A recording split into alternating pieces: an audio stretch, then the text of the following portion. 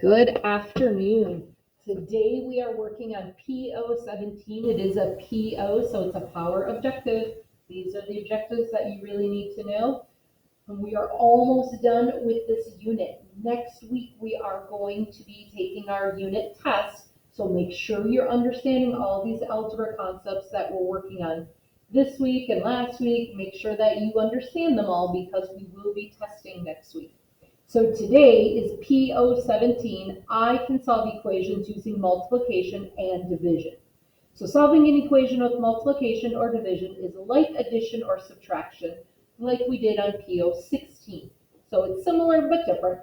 Let's walk through our three methods again. So just like we had different ways that we could solve those addition and subtraction equations, there are the three ways to solve our multiplication and division.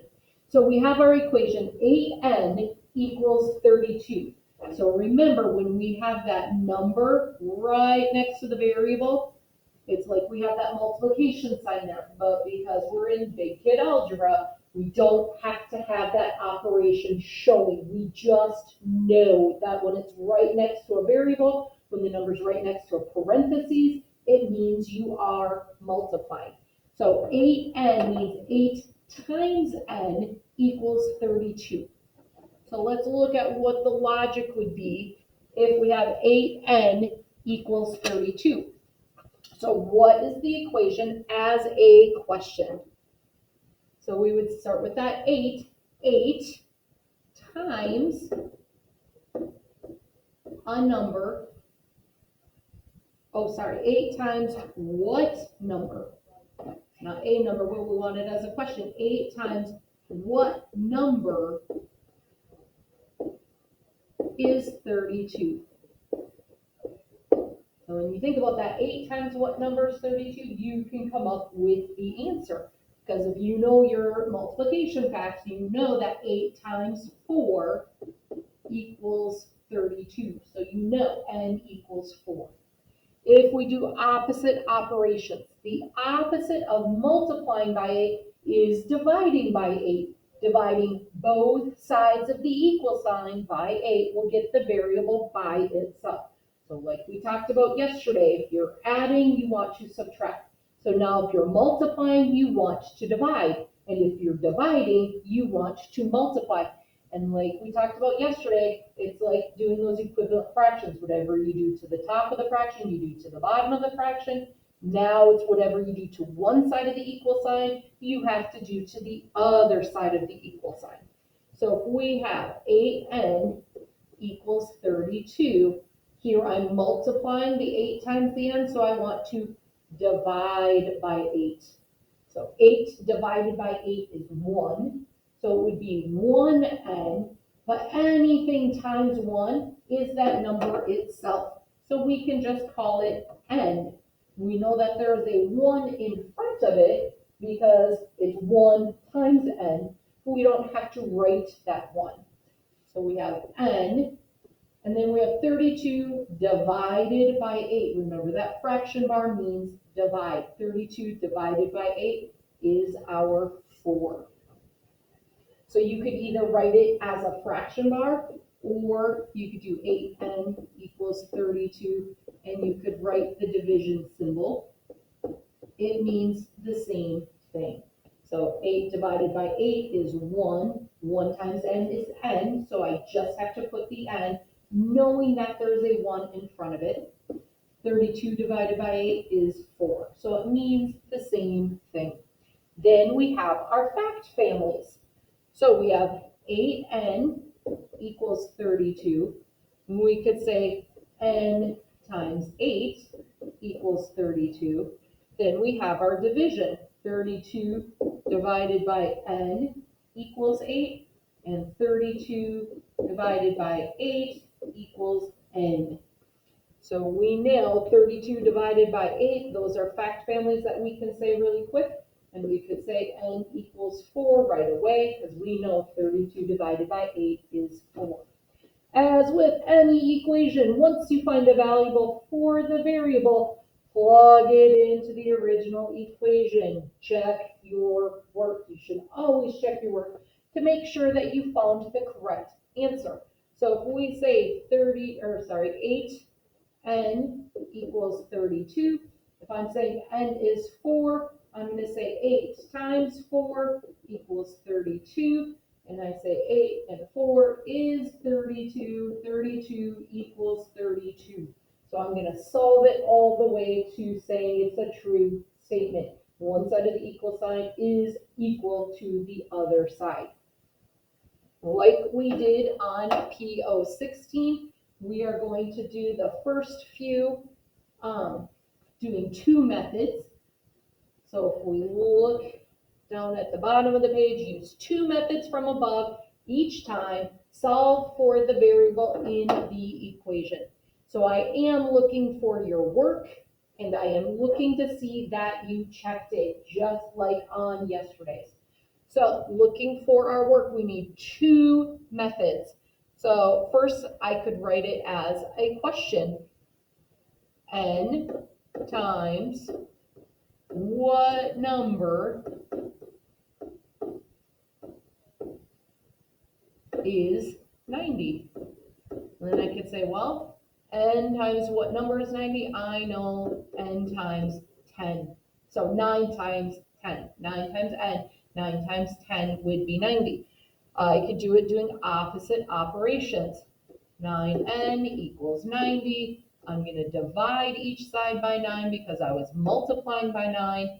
9 divided by 9 is 1. So 1n equals 90 divided by 9, which is 10. If I'm going to do my fact families, I would say 9n equals 90. N times 9 equals 90. I would do 90 divided by n equals 9. 90 divided by 9 equals n. So the easiest one to do of these fact families is 90 divided by 9 tells me that n equals 10. Then I'm going to check my work. 9n equals 90. So I would say 9 times 10 equals 90. And 9 times 10 is 90 equals 90. So I know that I said n equals 10, and I checked my work, and I got it down to 90 equals 90. So you're going to do the other two problems that way. Do two of the methods. I did all three. You need to do two of them. And then you need to show all of your work and show that you checked it. So now, just like in PO16, it's time to pick your favorite. Using only one method from above, you can switch it up as you go. You can use different methods on different problems. Solve each equation. Show your work and show how you've checked your answer. So make sure I can see all of your work written out. Make sure I can see that you plugged the answer in as the n, and the two sides of the equal sign equal each other.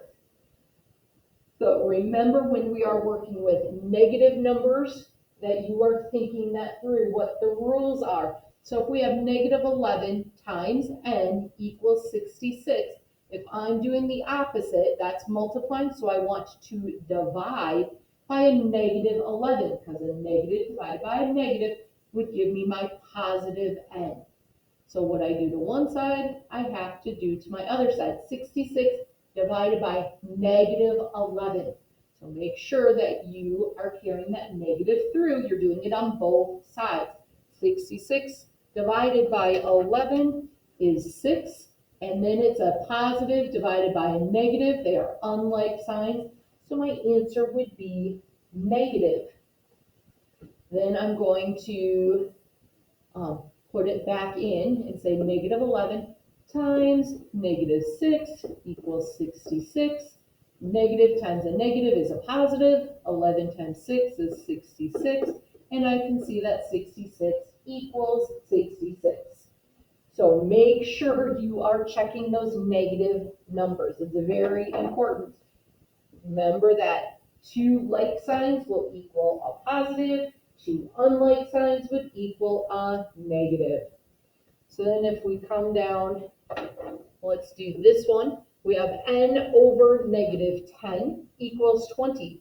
Remember that fraction bar means divide. So if we are dividing, we want to do the opposite. So the opposite of dividing is multiplying. And I want to multiply with that negative. I'm going to multiply both sides by that negative 10. So instead of dividing by negative 10, multiplying by negative 10, they cancel up to 1. And then 20 times negative 10. So 20 times 10 is 200. And a positive times a negative is a negative. So make sure you're thinking through what your work is, what your positives and negatives are. If you're multiplying, then divide. If you're dividing, then multiply. And really be careful when you get to this one. I see there's a decimal point there. N divided by 10 equals 1.5. So if you're going to do the reverse, you might want to use your calculator. It's totally fine. But you want to make sure that you get the correct answer. So then scrolling up. So it's very similar to what we did yesterday, except instead of adding and subtracting, we are multiplying and dividing. We do have some word problems at the bottom. You have 189 golf balls and want to pack them in boxes of 21 per box. How many boxes will you need? So you need to decide, am I multiplying? Am I dividing? How can I find the answer? You receive a large package with 10 small boxes in it. Each small box contains 6 bags of bows. Each bag contains 5 bows. How many bows are there in all? So ask yourself, does it make sense for it to be a bigger number? You're multiplying. Does it make sense for your number to be smaller than what you have? Then it's going to be dividing. So how many boxes do we need for 189 golf balls if we're putting 29 per box? Your answer should not be bigger than 189.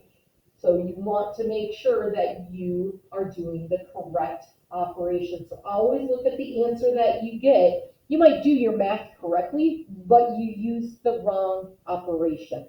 So it's your job to check to see, does your answer make sense? So if we have 189 golf balls and we're packing them into boxes of 21, if I get a crazy big number, does it make sense? You might have done the correct math, but the wrong operation.